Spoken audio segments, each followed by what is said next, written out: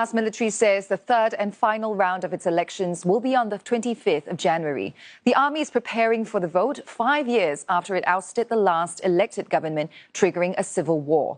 The first round of balloting will begin this Sunday. The second is due to take place 2 weeks later.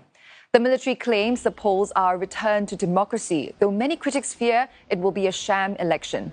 The United Nations has criticized the ruling junta for a sweeping crackdown on dissent in the lead-up to the poll. The military is facing widespread calls from the international community to ensure this election is free, fair and inclusive. CNA senior correspondent Leong Wai Kit explains how the polls will take place amid ongoing violence, what's at stake and what the future may hold for the country. Myanmar's upcoming elections will be held in 3 phases. December 28, January 11 and the third phase 2 weeks later.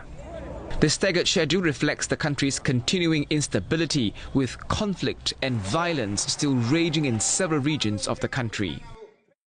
Myanmar has 330 townships, but the military says only 274 are safe enough to hold elections.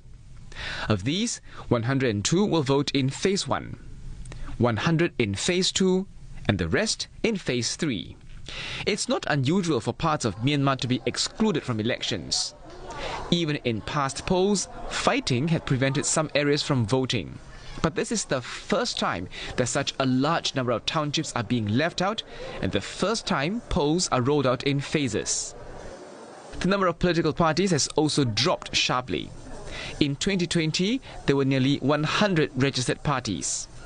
This time round, there are about 60. Only 6 will contest nationwide. The rest will focus on specific states or regions. So how did Myanmar's elections reach this point?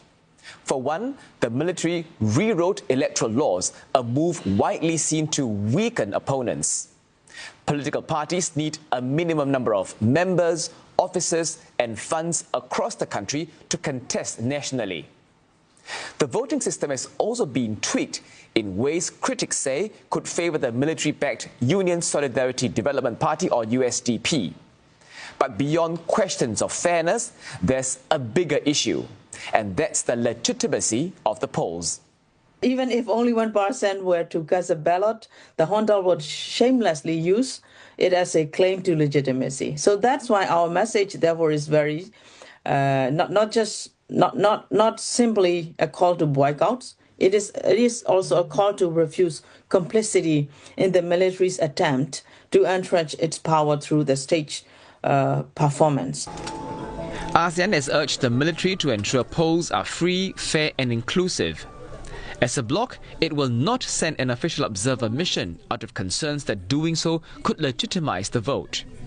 Individual ASEAN members, however, may still send observers on a bilateral basis. Countries like China, India and Russia have said they'll send observers. Closer to home, Cambodia and Thailand have indicated they're open to sending observers. But the international community does not have much confidence, so it has to do all it can to overcome that. I think having observers come and see for themselves and being on the ground is therefore very important. Not only for the elections, but for its international standing. ASEAN still views its 5-point consensus with Army Chief Min Aung Hlaing as the key to resolving the Myanmar crisis. But the junta has largely ignored it, insisting that holding elections is the way forward. A view that's not widely shared among those outside of Myanmar. Elections might be part of the problem instead of being part of the solution. Despite criticisms, the junta remains determined to go ahead with the elections and is widely expected to win.